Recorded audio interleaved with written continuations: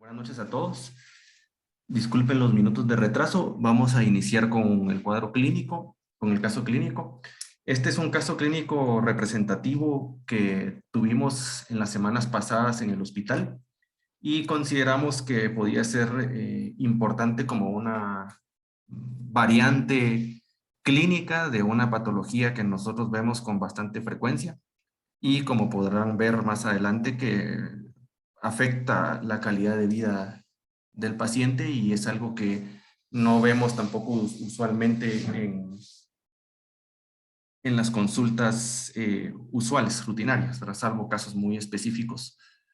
Se trata el caso entonces de un paciente masculino de 24 años de edad, escolaridad tercero básico, originario y residente de la ciudad de Guatemala, y su oficio se dedica a la confección de prendas de vestir. Dentro de sus antecedentes médicos, el paciente fue diagnosticado en el 2021 de VIH en una unidad de atención integral. Sin embargo, abandona seguimiento desde octubre de ese mismo año. Niega antecedentes quirúrgicos, alérgicos, traumáticos. No hay antecedentes de que haya iniciado tratamiento antirretroviral. Aparentemente el paciente tuvo alguna clase de confusión y por eso consideró que ya no iba a continuar con el seguimiento. Antecedentes de vacunación para COVID-19, tiene 2 dosis de la vacuna Sputnik, todavía no tiene una tercera dosis. Dentro de la historia de la enfermedad, la historia o los síntomas del paciente comienzan el 23 de diciembre del año 2021, cuando el paciente inicia con un cuadro de cefalea universal no específica, intermitente, que no es diaria y que cede generalmente con antiinflamatorios no esteroideos. Este cuadro se mantiene persistente y de esta forma a lo largo del tiempo, pero como no le impidió su actividad socioeconómica, pues el paciente no le tomó mayor importancia y continuó con sus actividades. El 2 de febrero, el paciente nota debilidad en el cuerpo izquierdo asociado a dificultad para la deambulación. Necesita caminar lentamente y apoyándose para poder deambular y empieza a presentar dificultades para realizar su trabajo, dado que el paciente se dedica a la confección de ropa. El 11 de febrero de este año, el paciente inicia con movimientos involuntarios del miembro superior izquierdo, principalmente en la mano, así como movimientos involuntarios de menor intensidad en la pierna y pie izquierdos. Refiere que ceden durante el sueño y aumentan con la movilización voluntaria. Entre el 11 de febrero y el 14 de marzo de este año, el paciente tiene aumento progresivo de los movimientos involuntarios en intensidad y en frecuencia sin incapacitarlo nunca para la marcha. Y finalmente, el 15 de marzo, el paciente se encontraba en una reunión familiar cuando súbitamente sufre una convulsión tónico-clónica generalizada. Esto por la descripción que hacen los familiares. Llaman a una ambulancia de los bomberos y el paciente es llevado a la emergencia hospitalaria y despierta estando ya en la emergencia. Dentro de la revisión por sistemas, el paciente niega diarrea, niega fiebre, refiere pérdida no cuantificada de peso desde diciembre del 2021, pero que no ha sido algo muy llamativo, y niega cualquier otro signo o síntoma asociado. Al examen físico de ingreso en la emergencia, cuando el paciente ya empezó a recuperarse, pues se le tomaron sus signos vitales, se evidenció que tenía un índice de masa corporal de 21 para un peso de aproximadamente 160 libras, presión arterial de 110/70, una frecuencia cardíaca de 76 latidos por minuto, una frecuencia respiratoria de 20 latidos por minuto, temperatura normal y saturación al aire ambiente normal. El examen físico que se describió al momento del ingreso en su primera recepción en la emergencia, el paciente pues después de su posictal aparentemente se encontraba somnoliento. La descripción de la evaluación de la fuerza muscular evidenciaba o documentaron que tenía disminución en el miembro superior izquierdo y en el miembro inferior izquierdo con una graduación de la fuerza muscular de 4/5. Los reflejos osteotendinosos fueron descritos como normales y la respuesta plantar del lado derecho flexora y del lado izquierdo, pues lo que se describe es que cuando se estimulaba, el paciente presentaba movimientos involuntarios que era difícil de catalogar como una respuesta extensora, pero no era una respuesta flexora normal. Dentro de los laboratorios de ingreso, una hematología con 2.500 glóbulos blancos con una fórmula conservada, hemoglobina en 12 gramos por decilitro, hematócrito de 38.5%, 172.000 plaquetas, una glicemia de 94, creatinina en 0.9, nitrógeno de urea en 5, proteínas totales en 7.13 con albúmina en rangos normales, TGO en 22.5, TGP en 15.1, GGT en 45.6, fosfatasa alcalina en 252 unidades por litro y LDH en 177 unidades por litro. Realmente sin ninguna alteración llamativa. En otros laboratorios se documentó un BDRL sérico, con una titulación en 1 en 32, un CD4 en 105, una carga viral en 37.100 copias. Se realizó tamizaje de infecciones oportunistas porque esto lo hacemos nosotros de rutina en el hospital. El tamizaje comprende la búsqueda activa de histoplasma, criptococo y tuberculosis, ¿verdad? Entonces, todas las pruebas fueron negativas, antígeno de histoplasma en la orina negativo, antígeno de criptococo sérico negativo, se hicieron hemocultivos al ingreso que estaban negativos, las pruebas de esputo se hicieron tinciones y pruebas moleculares, dentro de las cuales se incluía GeneXpert Ultra, se incluye PCR para tuberculosis, se incluye PCR para histoplasma, los cuales están negativos. Los cultivos para tuberculosis, hongos y bacterias están negativos hasta el momento en el líquido cefalorraquídeo. Se hizo una prueba de LAM en orina que estaba negativa, ¿verdad?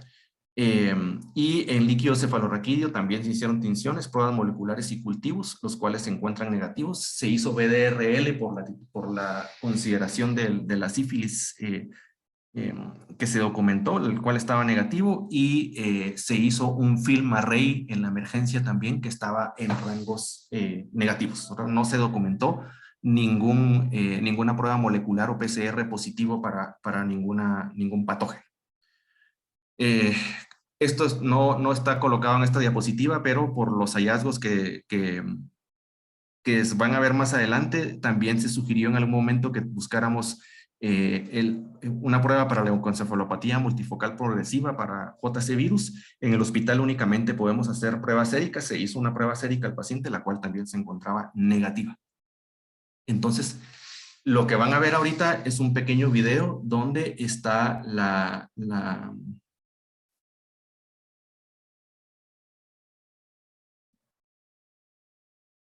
evaluación médica del paciente de la patología que nos trae el día de hoy a esta presentación.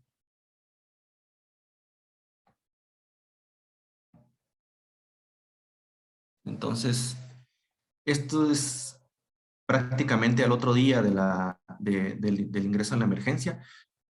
El paciente presentaba estos movimientos que ustedes pueden ver ahí. Vamos a ver más adelante otro video donde se ven un poquito más, de forma más intensa. También vemos cómo tiene movimientos involuntarios en el pie. Los movimientos involuntarios también persistían generalmente en el reposo, principalmente en el miembro superior izquierdo, y abarcaban también el brazo. Para ese momento, el paciente tenía prácticamente incapacidad para poder sujetar objetos con la mano izquierda y pues preocupado por el tipo de trabajo que hace. Entonces, estando en el servicio y con la consideración que vamos a ver más adelante por las imágenes de que el paciente tenía lesiones altamente sugestivas de toxoplasmosis, decidimos hacer una evaluación basándonos en los criterios de clásicos que se han publicado en la New England para evaluar la respuesta del paciente y la gradación de la gravedad y tratar de tener una medición objetiva clínica que pudiéramos medir para ver cómo el paciente va mejorando. Entonces, esto es un estudio ya de hace bastante tiempo, entonces solo les traigo a colación la gráfica que evidencia la forma de la evaluación clínica para toxoplasmosis cerebral en general, donde podemos ver las diferentes categorías clínicas que se evalúan en el paciente con un rango de gradación que va de 0 a 4 o 0 a 3, dependiendo de las características que se evalúan, siendo 0 ausencia de un signo o síntoma y 4 o 5 o 3, dependiendo de la parte evaluada, cuando hay discapacidad total o hay gravedad, ¿verdad? Entonces, esto fue lo que tratamos de evaluar hasta donde nos fue posible con este paciente. Entonces, la evaluación neurológica se publicó por este grupo de estudio ACTG 077P ANRS 009. ¿verdad? Y entonces hicimos esta evaluación el 16 de marzo y en cuanto al área cortical difusa multifocal, según estos criterios evaluativos, no se encontraron anormalidades. Un área que fue denominada no localizada tenía cefalea que le daba 2 puntos, la convulsión que le dio 3 puntos. En el área subcortical o cerebelar, pues estaba también la alteración de la deambulación que le daba 2 puntos, lo que consideramos nosotros como Corea que le daba 3 puntos, y la fuerza muscular en esta escala que por el tipo de discapacidad le daba 2 puntos, aunque hay que considerar que no es la escala usual que utilizamos para la fuerza muscular, que sí lo vimos en la descripción que se hizo de la emergencia. En cuanto a tronco encefálico, médula o datos de enfermedad periférica, pues no se encontraron anormalidades o por lo menos signos o síntomas que dieran puntaje. Entonces esto lo tomamos como evaluación basal. Aquí podemos ver el estudio de imagen que se realizó de este paciente, ¿verdad? Es una resonancia magnética. El informe de la resonancia evidenció o describió múltiples lesiones isointensas localizadas en ambas regiones frontales, parieta occipital derecha y ganglios basales. Algunas de ellas muestran realce en anillo, como las que podemos ver que están marcadas por las flechas, y habían otros cortes donde también se podían ver, ¿verdad? Y había presencia importante de edema perilesional que también podemos ver principalmente en los cortes que se ven arriba, ¿verdad? La presencia de edema es bastante importante y llama la atención que considerando que la presentación clásica de toxoplasma es la predilección por los ganglios basales, este paciente pues también tenía varias lesiones localizadas en las regiones frontales, ¿verdad? Entonces eso es importante.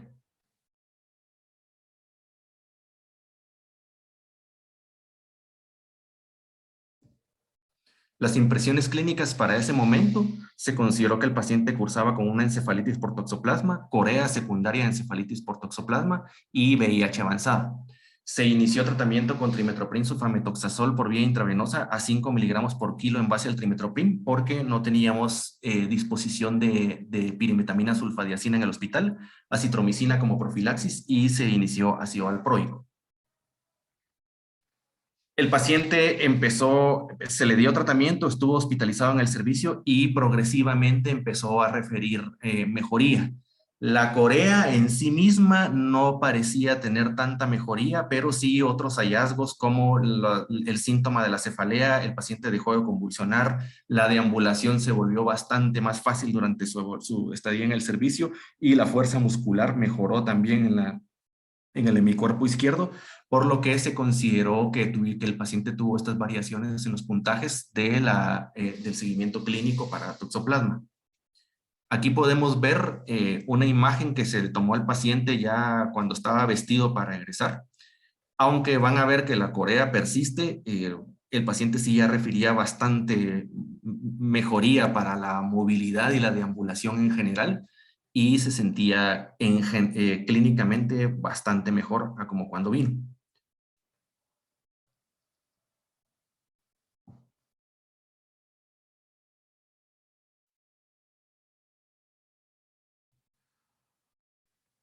La secuencia de eventos para ese momento fue que el paciente el 23 de diciembre inició con cefalea universal, el 11 de febrero empezaron los movimientos involuntarios, el 15 de marzo fue llevado a la emergencia del hospital por la convulsión, en ese momento se inició tratamiento con trimetoprim como toxoplasmosis eh, cerebral. El 23 de marzo obtuvimos una resonancia magnética que fue la que pudimos ver con las lesiones que estaban principalmente en ambas regiones frontales, frontoparietales y el ganglios basales izquierdos.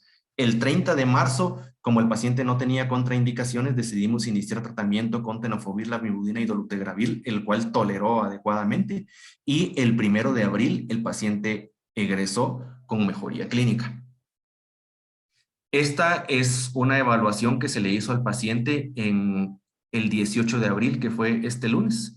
Entonces, vamos a ver un poquito de la evolución que ha tenido.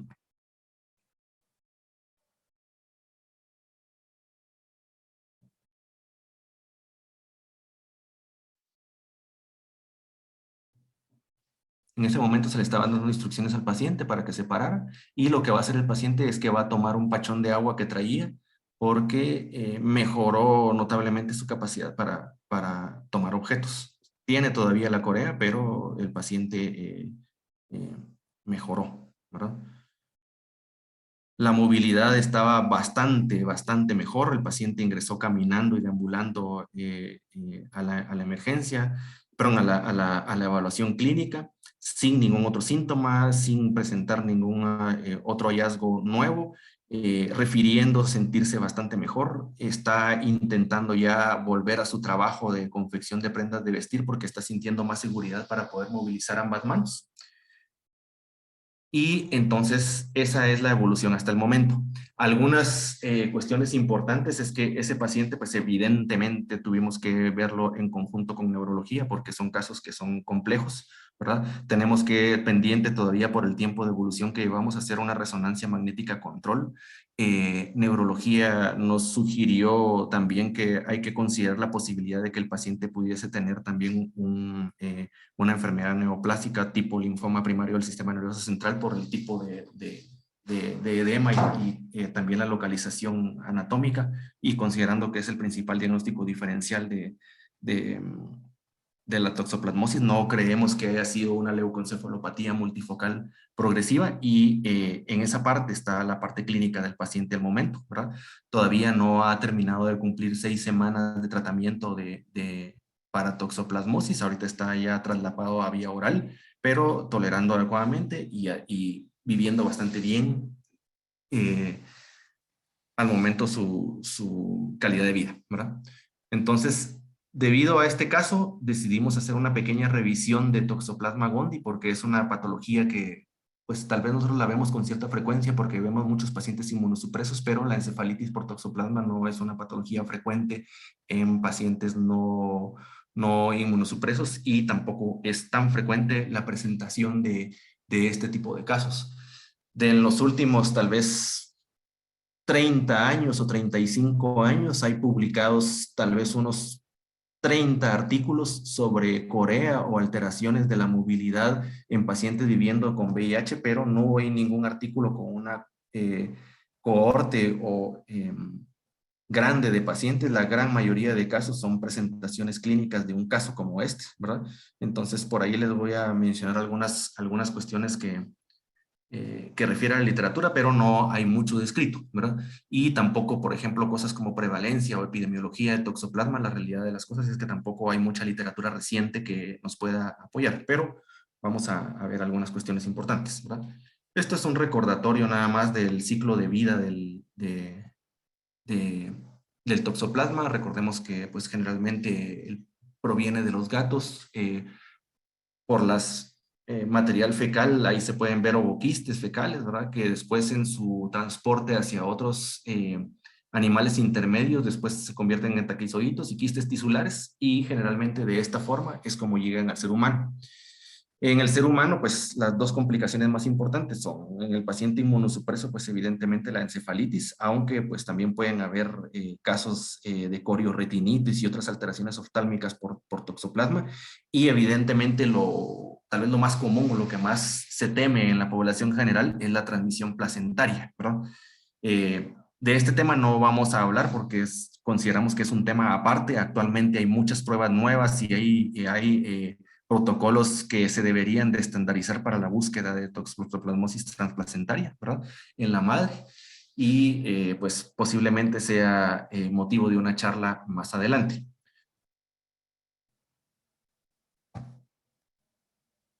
En cuanto a etiología y epidemiología, pues es un protozoo que sabemos que es el Toxoplasma gondii. La gran mayoría de casos sucede por reactivación de quistes tisulares latentes. La infección primaria es muy ocasional, y cuando sucede generalmente se describe como una enfermedad cerebral aguda o diseminada.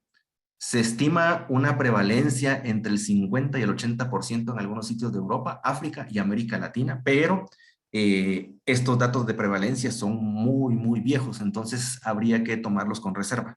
La enfermedad sintomática rara vez sucede en pacientes arriba de 200 CD4, aunque pues la posibilidad siempre existe, pero es infrecuente, y en pacientes severamente inmunosupresos generalmente la enfermedad sin tratamiento inmediato evoluciona mal. En cuanto al cuadro clínico, la mayoría de casos presentan cefalea, confusión, alteraciones motoras, fiebre, Otras formas de presentación son alteraciones no focales, incluyendo síntomas psiquiátricos. Esto es un punto importante porque pues, el toxoplasma realmente puede afectar casi cualquier parte del cerebro. Las alteraciones focales en ausencia de tratamiento evolucionan a convulsiones, estupor, coma y muerte en general, ¿verdad? Raramente pueden ocurrir retinocoroiditis, neumonía y enfermedad multiorgánica en pacientes que viven con VIH avanzado. Aquí podemos ver algunos de los ejemplos que hay también de resonancias magnéticas con lesiones por toxoplasma, ¿verdad? Aquí, por ejemplo, en el ejemplo de esta resonancia, pues es una resonancia en T1 con gadolinio que muestra una lesión hiperintensa en el hemisferio cerebeloso izquierdo. Esta es la misma lesión en T2 que muestra, aparte de la lesión que se puede ver ahí, que tiene un anillo, un edema bastante importante en cuanto a extensión, que pues nos sugiere la cantidad de edema que en realidad pueden aparecer en casos de toxoplasmosis. Para el diagnóstico, hay dos tipos de clasificaciones. Está el diagnóstico definitivo, que eso implica tener hallazgos clínicos, la identificación de una o más lesiones compatibles en estudios de neuroimagen y la detección de Toxoplasma gondii en una muestra clínica.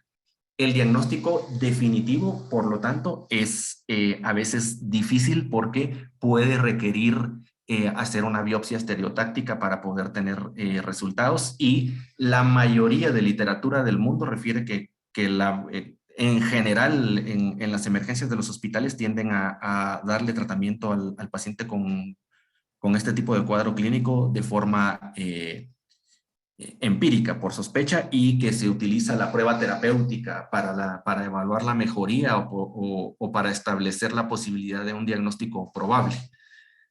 Para el diagnóstico probable, pues es igual: hallazgos clínicos compatibles, una identificación de una o más lesiones compatibles en estudios de neuroimagen, anticuerpos anti-IgG. La ausencia de anticuerpos hace improbable el diagnóstico, pero no es imposible, y pues lo que mencionamos, la mejoría con prueba terapéutica.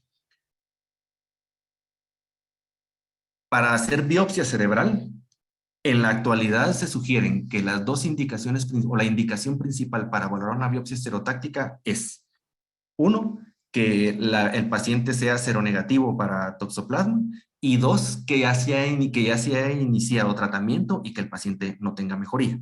En la mayoría de centros clínicos no consideran que sea algo muy bueno para el paciente, porque muchas veces las secuelas con las que quedan no son nada alentadoras. Aquí tenemos una microfotografía de gran aumento de una biopsia tisular, ¿verdad? De una biopsia cerebral, donde se puede observar un quiste tisular en el parénquima cerebral por toxoplasmosis, ¿verdad? Esto es lo que podemos ver en la flecha amarilla. En cuanto al tratamiento, pues el tratamiento de elección es pirimetamina sulfadiazina en 75 y 1500 miligramos, aunque en Guatemala tenemos que utilizar el bimalar, que es a otras dosis, pero que se puede ajustar. Más leucovorina, porque sabemos los efectos secundarios que puede tener la pirimetamina por la alteración de la dihidrofolato reductasa. Y los tratamientos alternativos pues pueden ser pirimitamina, siempre con leucovorin a las dosis descritas, más clindamicina cada 600 miligramos cada 6 horas. Esto en el caso, por ejemplo, de alergias a las sulfas. Puede ser también el trimetoprim a 5 miligramos por kilo en base al trimetoprim, aunque también puede calcularse en base al sulfametoxazol. Se puede combinar a tobacuona 1500 miligramos POVID, o con pirimitamina, o con sulfadiazina, o incluso como la última opción que presenta el panel de infecciones oportunistas del CDC, la coloca como posibilidad de tratamiento sola, ¿verdad? Nosotros, la experiencia que hemos tenido básicamente ha sido con trimethoprim sulfa y con pirimetamina sulfadiazina o con bimalar, ¿verdad? Y pues que a los pacientes les va bastante bien. La gran mayoría, por lo menos en las alteraciones motoras, empiezan a mejorar en el tiempo que están descritos en la mayoría de estudios. Aquí podemos ver los hallazgos del estudio clásico que se presentó en los años 90 en la New England, y que fue donde se definió la tabla para evaluar a los pacientes con toxoplasma. Entonces, esta gráfica lo que evidencia son el tiempo en el que el paciente responde al tratamiento.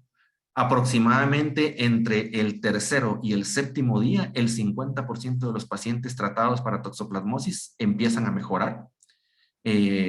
cerca del día 20, el 90% de los pacientes con toxoplasmosis cerebral están mejor y al día 30 se acercan al 100% de los pacientes que se consideran o se han considerado con toxoplasmosis cerebral.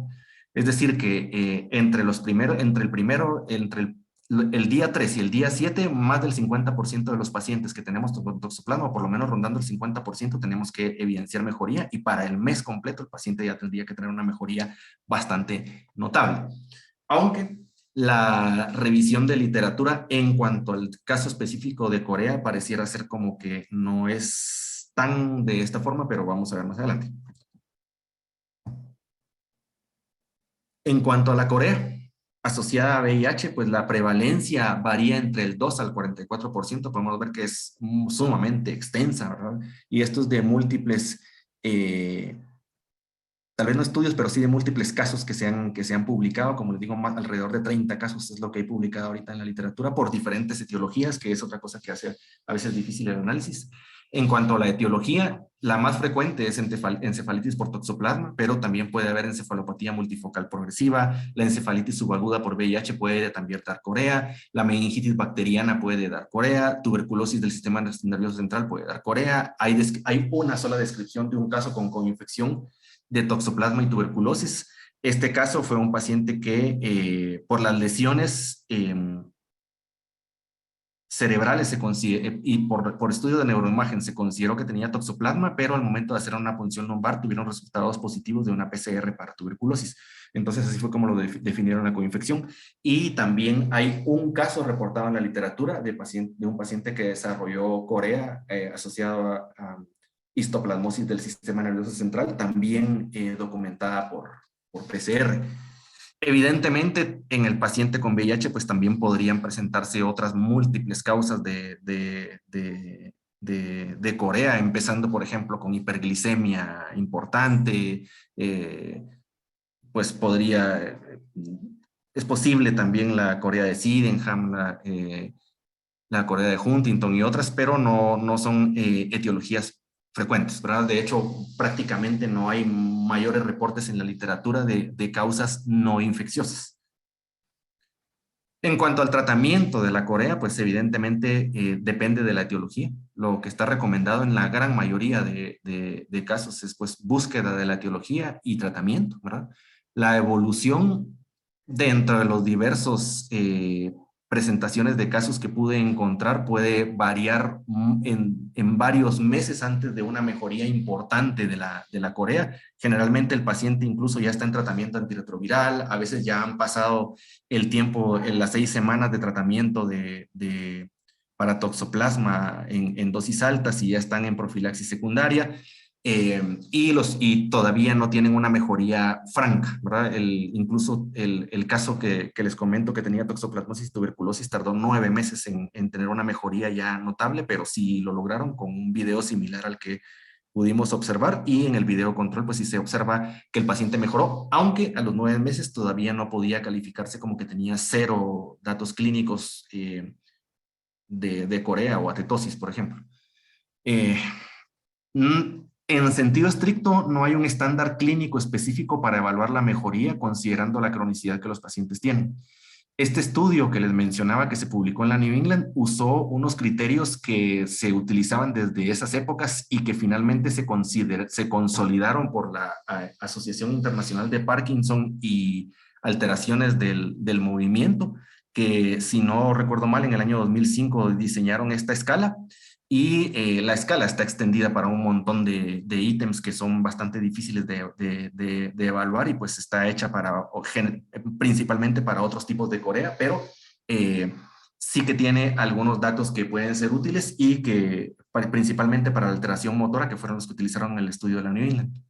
Entonces, dentro de los 27 ítems, yo solo me voy a detener en el ítem 16, que es donde se evalúa la corea.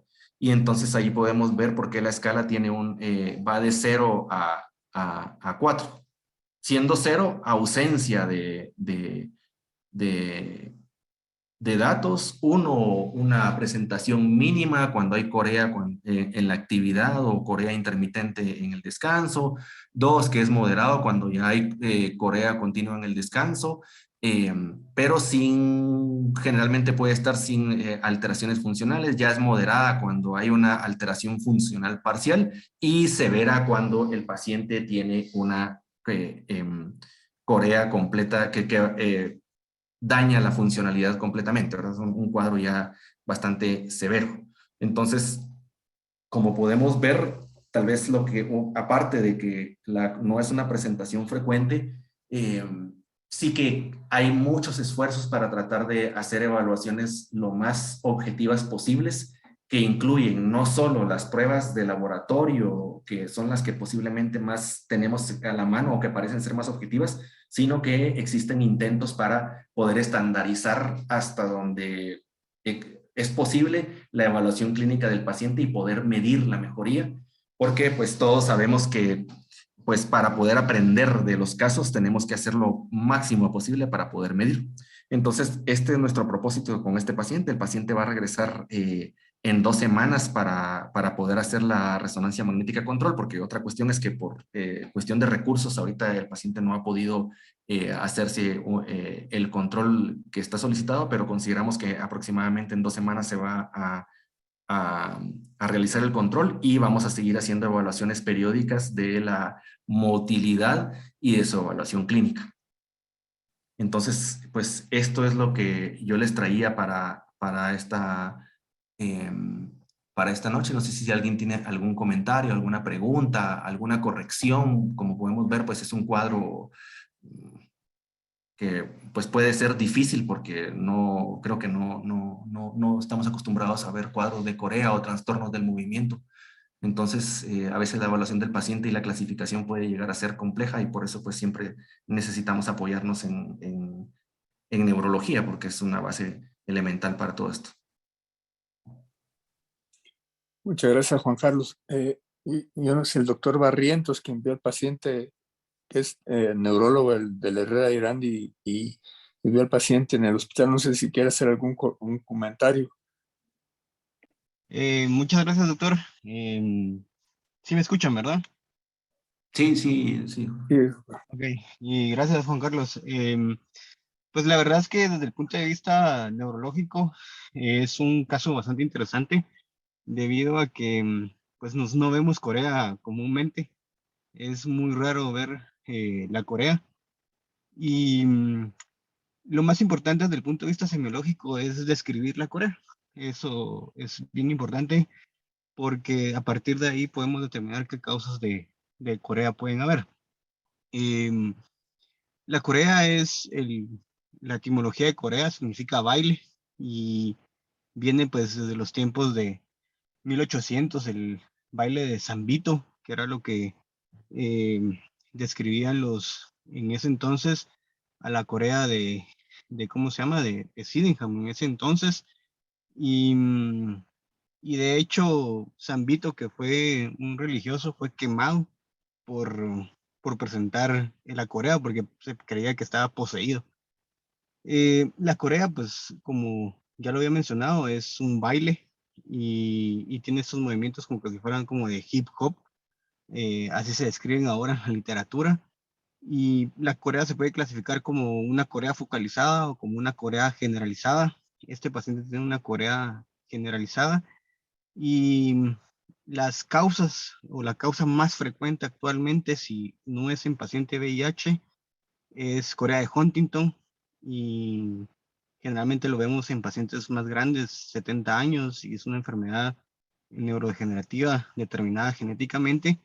Pero en este caso, en paciente con VIH, las causas cambian totalmente y uno lo que tiene que pensar en un paciente con Corea de este tipo, una Corea generalizada, es que tenga lesiones en los núcleos de la base, principalmente en el núcleo caudado. Se cree que el núcleo caudado es el responsable de la Corea y definitivamente la principal etiología en este caso, uno debe pensar en toxoplasma sin dejar al lado otros diagnósticos como linfoma. Sí, eso es bien, bien, bien importante.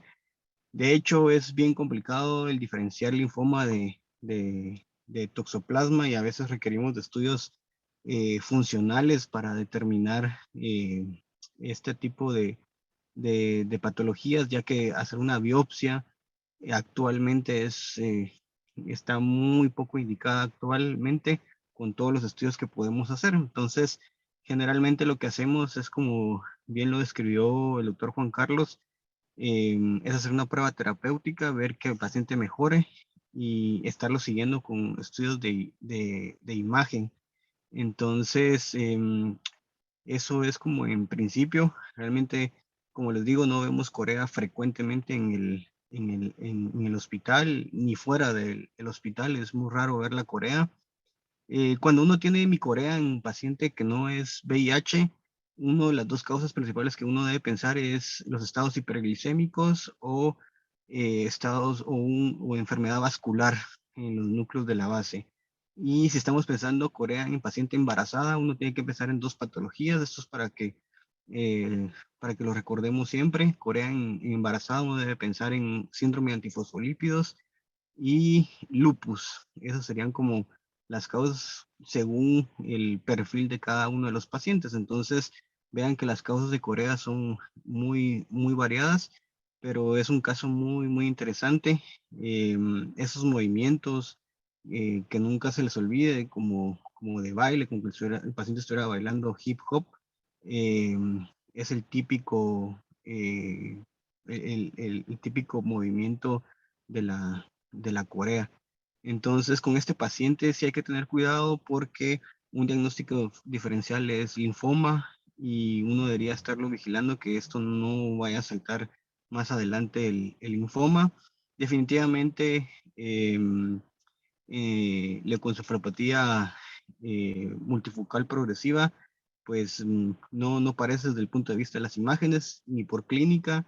Generalmente los pacientes con enfermedad por leucoencefalopatía multifocal progresiva es en las regiones posteriores del encéfalo, principalmente lóbulos occipitales y parietales, y los pacientes tienen mucho deterioro cognitivo y problemas visuales. Entonces, sí, no por imágenes ni por clínica pareciera ser una leucoencefalopatía multifocal progresiva. No sé si tienen alguna pregunta.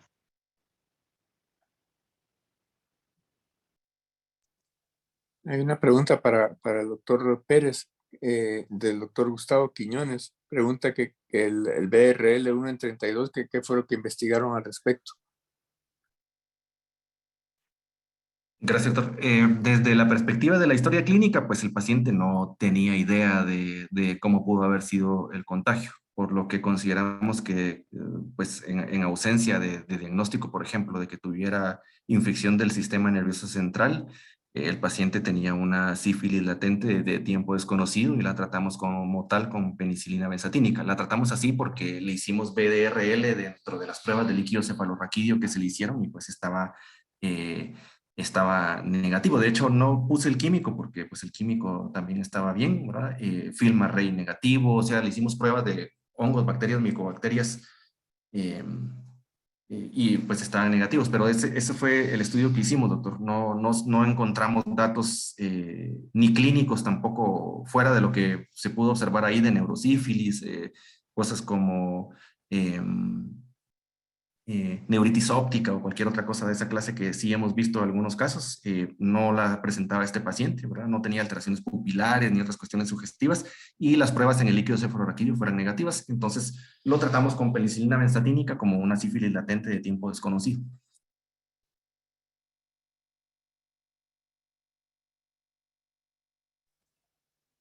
No sé si alguien quiere hacer una pregunta viva voz o levantar la mano para la pregunta.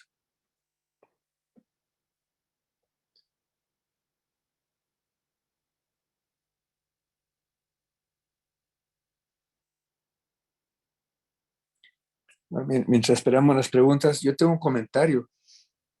A mí me parece que para toxoplasma es un poquito largo el periodo desde el inicio de síntomas con la cefalea hasta que tuvo la corea. Y con los CD4 tan bajos, yo creo que toxoplasmosis debió haber evolucionado más rápido. Sin embargo, obviamente no todos los pacientes leen los libros de texto de medicina, pero sí llama la atención. Entonces hay que tener mucho cuidado con el diagnóstico diferencial y ver que no no se nos esté pasando nada de las otras causas.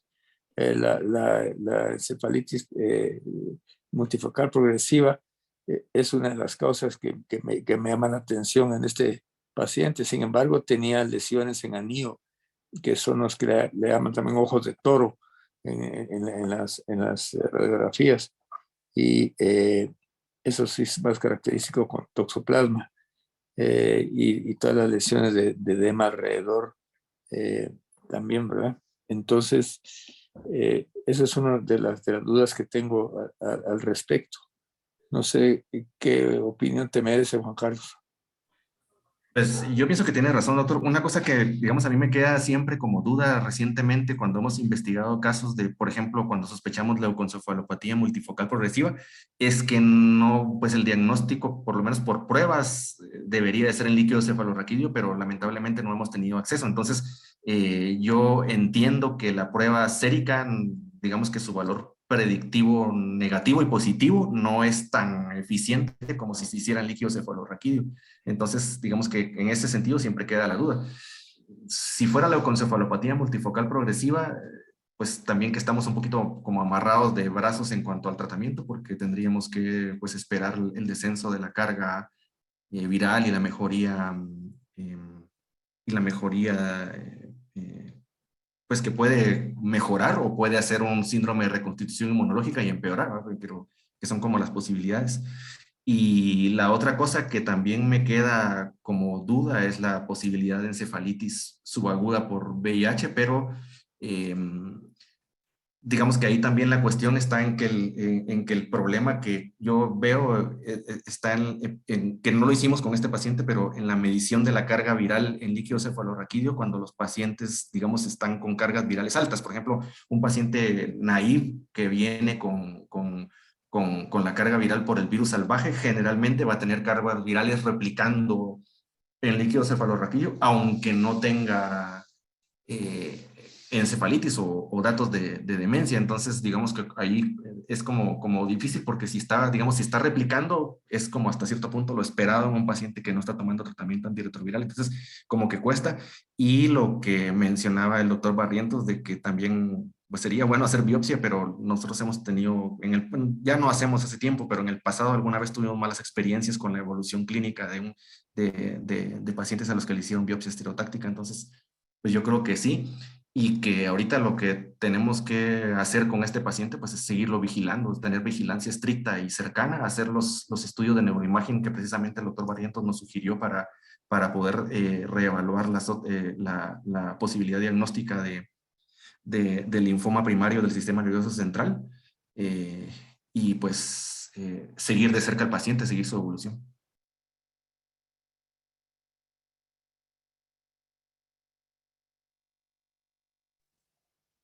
No sé si alguien se aventura a hacer alguna pregunta. Yo sí, doctor.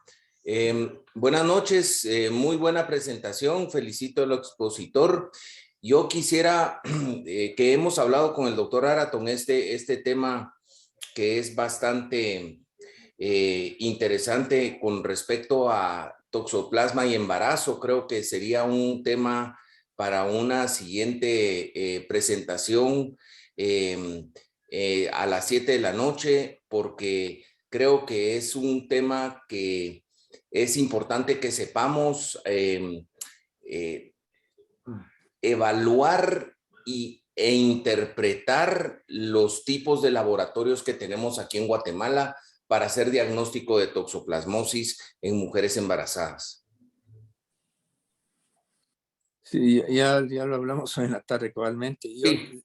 Y lo había hablado ya con el doctor Pérez y no decidimos a propósito no extendernos porque yo creo que merece una plática por sí solo para toxoplasma y embarazo, definitivamente.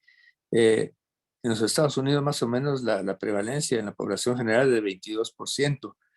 En Guatemala hubo estudios y en El Salvador que los hizo hace ya mucho tiempo, hace como más de 50 años, los hizo Jack Remington, que es el encargado del laboratorio, que era el encargado, está retirado, todavía está vivo, del laboratorio de referencia en los Estados Unidos. Y más o menos él había una cifra, algo así como de arriba de hasta los 40 años, porque él lo hizo como con sueros de sanidad pública, de pruebas de sífilis que se le hacía a la población de trabajadoras del sexo, y entonces tenían la edad de esos sueros, y más o menos encontró como un 70-80% de personas contagiadas. Claro, eso hace mucho tiempo. Desde entonces las condiciones de salud, de higiene del país han cambiado bastante, y entonces es posible que sea más bajo, pero sí nos surge en Guatemala poder tener esto. Este, que yo sepa, es el tercer caso que vemos de Corea con toxoplasma. Nosotros estamos viendo más o menos como un caso cada mes en la clínica de toxoplasmosis cerebral. O sea que sí tenemos bastante experiencia con esto. Y yo me acuerdo que tal vez el primer caso que vimos se curó completamente de la Corea inmediatamente. El paciente salió caminando al hospital perfectamente bien. Este paciente se quedó con el síntoma de la Corea, lo cual lo hace pensar a uno que posiblemente pueda haber algo más en el cerebro también, ¿verdad? Y entonces siempre se queda uno con la duda, pero en el hospital donde nosotros trabajamos esto es más peligroso hacer una biopsia estereotáctica que dejar al paciente sin hacer la biopsia, ya lo sabemos de sobra. Y entonces, por eso es que tenemos que confiar en un diagnóstico clínico superficial para poder hacer el diagnóstico.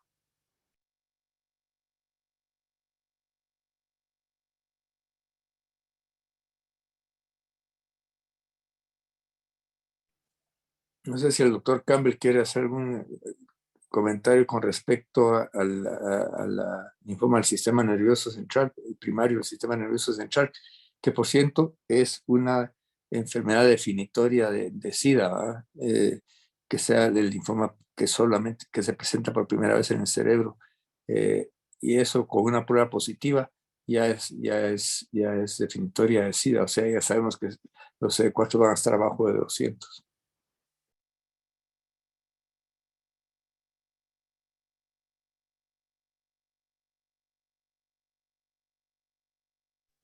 Me parece que ahora está el doctor Campbell. No sé si alguien más quiere hacer alguna pregunta o algún comentario. Solo para terminar, doctor, desde el punto de vista de tratamiento sintomático de la Corea, pues uno podría utilizar en el paciente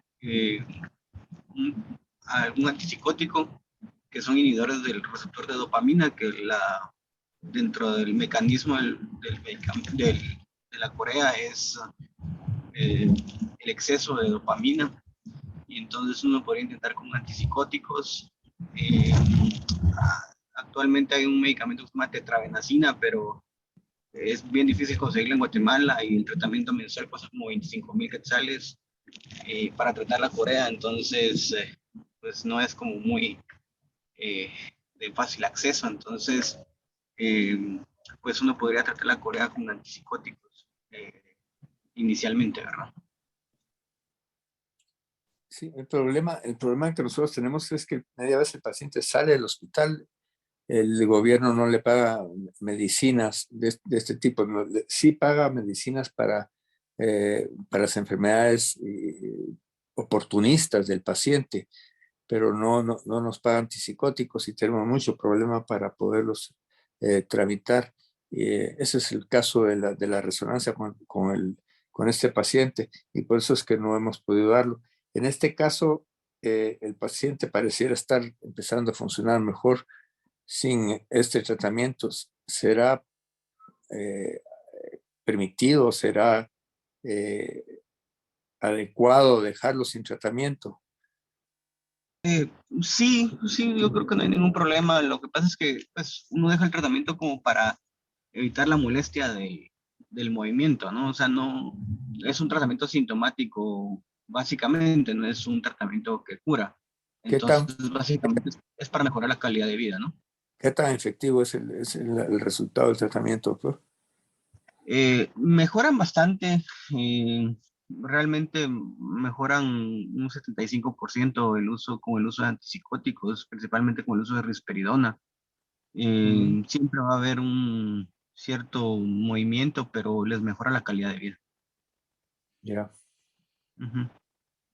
Ok. No sé si la gente que trabaja en los departamentos quiera comentar algo al respecto a los casos que ellos ven.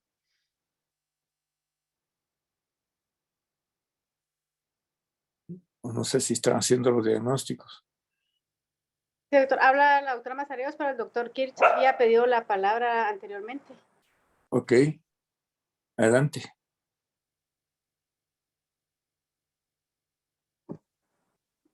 Bueno, pues yo me encuentro en Zacapa, ¿verdad? La unidad de atención integral tiene más de 10 años de función y nuestra prevalencia de toxoplasmosis, realmente no he tenido corea, pero toxoplasmosis cerebral es un promedio de 5 a 7 pacientes año. El diagnóstico, pues por anticuerpos IgG, ¿verdad? También el apoyo de imagen, tomografía y resonancia y la prueba terapéutica, la mayoría de veces pirimetamina y sulfadiazina, pues cuando hay disposición del programa nacional, o trimetoprim sulfamethoxazol, y evaluando la respuesta clínica, ¿verdad? Pues esa es la prevalencia que tenemos. Mencionar que todas las pruebas rápidas con las que cuenta pues el país, la mayoría pues con el apoyo de Gafi a través de ASI, que nos ha facilitado el diagnóstico de estas enfermedades oportunistas y hacer una intervención temprana para la mejoría y un mejor pronóstico de vida en los pacientes. Gracias, doctora. Algo que no hemos mencionado para nada es el uso del PCR. Hay un PCR para detectar toxoplasma y se usa en el líquido cefalorraquídeo. El problema que existe con el IgG y el IgM para toxoplasma es, primero, la alta prevalencia que hay normalmente en la población de Guatemala. No sabe uno si está viendo una infección pasada o no. Y entonces eso no le ayuda a uno a distinguir entre un caso activo o no. El IgM es una molécula grande que no penetra el líquido cefalorraquídeo y entonces tampoco se puede medir en el líquido cefalorraquídeo. Pero además de eso, los pacientes que tienen CD4 muy bajos no tienen habilidad de hacer anticuerpos. Una gran ventaja que sí tienen estos pacientes es que no tienen mucha habilidad de hacer edema tampoco. Y entonces los pacientes, la recuperación pareciera ser bastante rápida en estos pacientes y es porque no tienen edema. Cuando empieza a funcionar los antirretrovirales, empieza a haber más capacidad de hacer edema. Ya para entonces la toxoplasmosis ya ha sido eliminada con el tratamiento de pirimetamina sulfa o de trimetoprim sulfa. Y entonces eso ha sido la experiencia que hemos tenido. Es increíble ver a los pacientes que quedan inconscientes y que salen caminando del hospital después de haber tenido un insulto tan grande en el cerebro y que tienen un alto poder de recuperación, pues y que no se ve un ACV en una persona que tiene enfermedad de vasos sanguíneos ni nada de eso. Sí, alguien interrumpir, yo creo que fue la doctora Mazariegos. Sí, doctor, enviar la PCR de líquido cefalorraquídeo sí es factible, como hemos trabajado el envío de otras muestras para confirmar el diagnóstico. Pero no es recomendable porque no es confiable para toxoplasma. Pues. Pero PCR posiblemente no hay mucha experiencia con PCR. Nosotros tenemos ya todos los reactivos de PCR, no hemos podido montar la prueba. Vamos a tener que empezar a hacer PCRs de líquido cefalorraquídeo y de sangre en estos pacientes, porque PCR la ventaja que tiene es que mide al parásito en sí, pues, y entonces si se encuentra el parásito en muy pequeñas cantidades en sangre o en líquido cefalorraquídeo, eso ya nos da una buena idea de lo que el paciente realmente lo que está teniendo es toxoplasmosis. Gracias, doctor.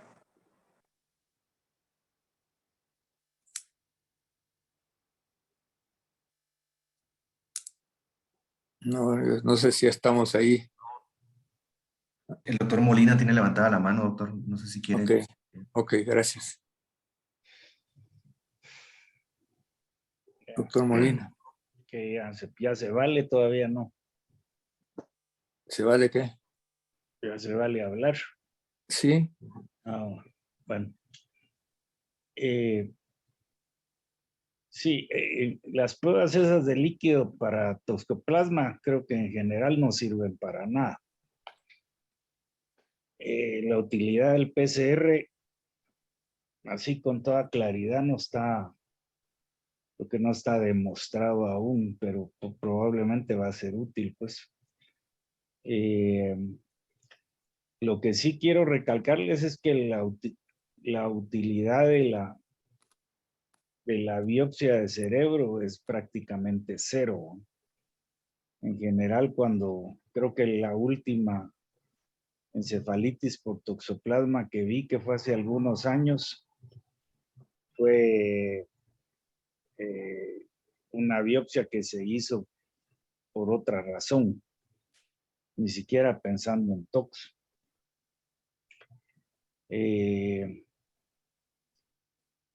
El problema con este caso, con este paciente, es que las imágenes cerebrales son bastante sospechosas de que tenga linfoma ahí. Entonces, ese manejo va a depender de que tenga respuesta clínica, pero no una resolución clara de esos cambios imagenológicos, ¿no? En ese momento va a haber que tomar la decisión de efectuar la biopsia o esperar a que tenga una buena respuesta a los antirretrovirales y ver si ese linfoma involuciona. Cosa que en los linfomas cerebrales es un riesgo, pues, porque la involución no es general como en otros lados. Y ahí me llama la atención que ustedes le ponen énfasis a la positividad de BDRL cuando es una prueba totalmente inespecífica y que encima de inespecíficas se vuelve positiva en cualquier problema inflamatorio sistémico como el que tenía este paciente. No le veo mucho sentido a tratarlo como sífilis. ¿O es porque lo hacen para cubrirse las espaldas? Ok, no. Tal vez sí. Sí. Normalmente cuando está uno en 32 es un verdadero positivo. Lo que hacemos es que hacemos un FTABS, un TPHA, y esa es la manera como nosotros comprobamos que realmente Sí, pero no lo hicieron. Sí, no está Sí hecho. se hizo, doctor, sí se hizo. Sí, se Sí, le hizo. Lo porque- que pasa es que tiempo y no se habló del factor sífilis porque se consideró que era una sífilis latente. ¿Y era positivo? ¿Qué le hicieron? ¿Un FTABS? Sí, era positivo. No sé si fue TPHA. ¿Qué fue lo que hicieron, Juan Carlos? FTABS, doctor. FTABS, sí. Es- Eso fue. Sí. Y nosotros siempre lo hacemos cuando está positivo, aun cuando los títulos son bajos. Ya. Sí, la prueba confirmatoria la hacemos prácticamente de rutina, doctor. Eso sí, Pero digamos, esa, la fluorescencia por esto no es tardada, esa es prácticamente fluorescencia directa. Se hace el mismo día. En general, pues. No en el Hospital General. Ya. O sea que no lo hacen ustedes en NACI. No, creo que a veces creo que sí. ¿Dónde lo hicieron Juan Carlos? en la clínica, doctor. En la Sí, clínica, y creo que sí. ahí fue el BDRL y el FTABS. Bueno. Otra cosa es que a veces no los hacen todos los días por Sí, pues. cuestiones de ahorrar. Sí, por la rutina. A pesar de que tenemos 30% de los nuevos pacientes con sífilis cuando llegan por primera vez a la clínica, es altísimo. Sí. De ahí el manejo de estos pacientes en términos prácticos no ha cambiado mucho, pues el manejo clínico, ¿eh? porque los criterios esos de manejo vienen desde los años 90. Desde antes, Hernán. Yo el primer caso Sí. que vi de toxoplasmosis cerebral fue cuando estaba haciendo mi entrenamiento, y fue un neurocirujano del hospital donde yo trabajaba. Se fue con su pareja, hombre, a París a dar una plática. Cuando estaba dando la plática, la pareja notó que estaba hablando raro y que después de eso se desorientó en la plática. Agarraron, lo metieron a un avión y tuve la suerte de estar rotando con Jack Remington, que era el encargado del laboratorio de referencia Sí.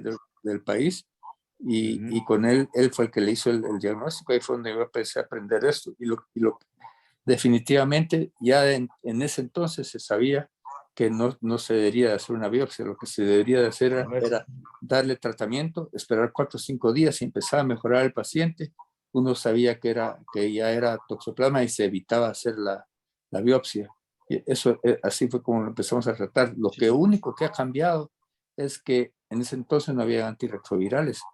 Entonces le daba uno tratamiento para toxoplasmosis, pero no se podía parar el tratamiento. Tenía que seguirlo uno porque si no se volvía a reactivar, hasta que al final lo que pasaba era que el paciente fallecía de otra infección oportunista. Pues en este caso, en estos tiempos, lo que sucede es que le damos el tratamiento para antirretroviral, que a este paciente se le dio el tratamiento, se subían los CD4, al subir los CD4 ya se puede parar el tratamiento de la toxoplasmosis cuando están arriba de 200, y entonces ya el paciente ya no vuelve a tener recaídas y ya empieza a vivir una vida normal, si es que no queda con muchas secuelas del problema de toxoplasmosis. Sí, ¿verdad? Sí, y que aquí por tratarse de los trópicos hay que incluir otras enfermedades en el diagnóstico diferencial, ¿verdad? Hemos tenido tripanosomiasis del sistema nervioso central con pacientes con VIH. Hemos tenido un montón de infecciones raras a ese nivel, pero eso sí, solo hemos tenido un caso de tripanosomiasis. Sí. Bueno, gracias. Bonito caso. Muchas gracias. Muy bonita presentación, Juan Carlos. Sí, muchas gracias, Juan Carlos. Muchas gracias también a todos. No sé si alguien más tiene levantada la mano que hable.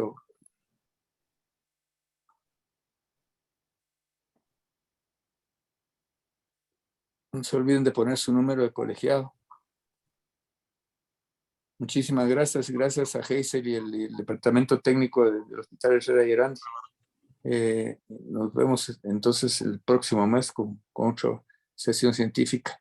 Muchísimas gracias y vamos a ver si incluimos la toxoplasmosis y les avisamos. Gracias.